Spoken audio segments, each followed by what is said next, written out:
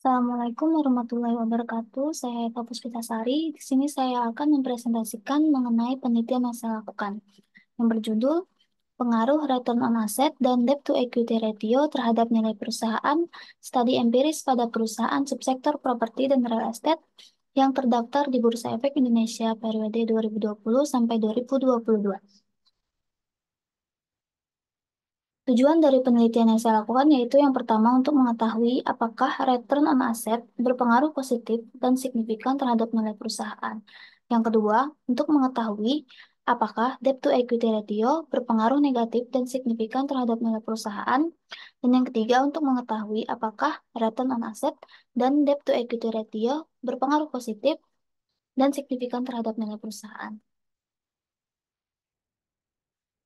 Signaling teori memberikan perusahaan informasi tentang keberadaan pasar mereka yang lebih baik untuk menyampaikan informasi bagi calon investor agar harga saham tersebut meningkat. Jika manajer memberikan sinyal mengenai informasi tentang perusahaannya, maka manajer dapat menyampaikannya ke publik melalui pers. Signaling teori ini memberikan pengetahuan tentang bagaimana sebuah perusahaan memberikan informasi yang benar dan tepat kepada pengguna laporan keuangan. Nilai perusahaan berkaitan dengan harga saham. Jika nilai saham naik, maka nilai perusahaan pun otomatis mengalami kenaikan. Price to book value adalah indikator yang digunakan untuk menentukan nilai perusahaan. Cara menentukan PBV adalah nilai saham dibagi nilai buku per saham, lalu nilai ekuitas dibagi total lembar saham yang beredar. Return on asset menurut Shardiana et al. Merupakan rasio yang menunjukkan kemampuan perusahaan dalam menghasilkan laba bersih dengan menggunakan total aset.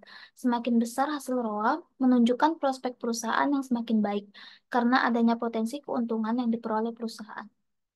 ROA diperoleh dengan rumus laba bersih setelah pajak dibagi total aktiva. Kemudian debt to equity ratio menurut Andani merupakan rasio yang mengukur seberapa jauh perusahaan dibiayai oleh hutang dan kemampuan perusahaan untuk memenuhi kewajibannya dengan ekuitas yang dimiliki. Rasio ini didapat dengan cara membandingkan antara seluruh utang, termasuk utang lancar dengan seluruh ekuitas. Rumus yang digunakan yaitu total hutang dibagi total ekuitas.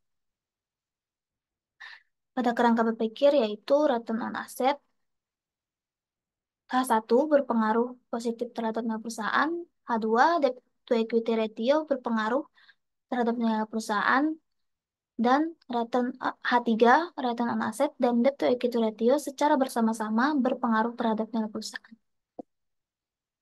Hipotesis yang pertama yaitu return on asset berpengaruh positif dan signifikan terhadap nilai perusahaan, H2 debt to equity ratio berpengaruh negatif dan signifikan terhadap nilai perusahaan, H3 return on asset dan debt to equity ratio berpengaruh positif dan signifikan terhadap nilai perusahaan.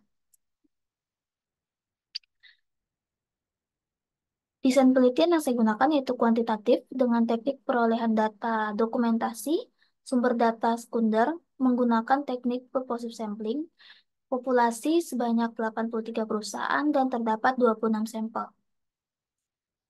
Sini saya menggunakan analisis statistik deskriptif, uji asumsi klasik, analisis regresi berganda, dan pengujian hipotesis.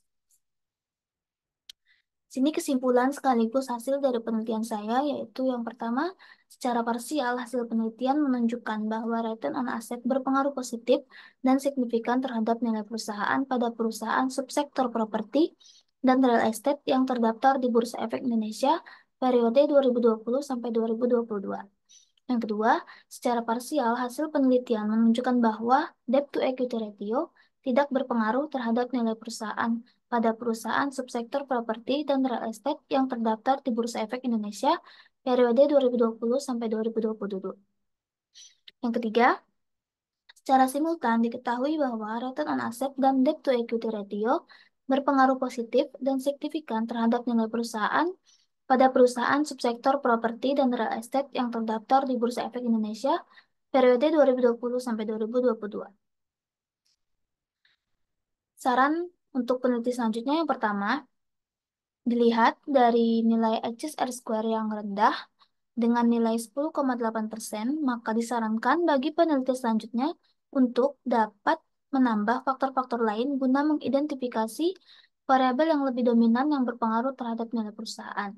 Yang kedua, pengujian terhadap variabel debt to equity ratio atau X2 yang menunjukkan tidak terdapat pengaruh menunjukkan bahwa penelitian selanjutnya dapat menggunakan variabel lain berdasarkan teori dan penelitian sebelumnya untuk menjelaskan variabel-variabel independen.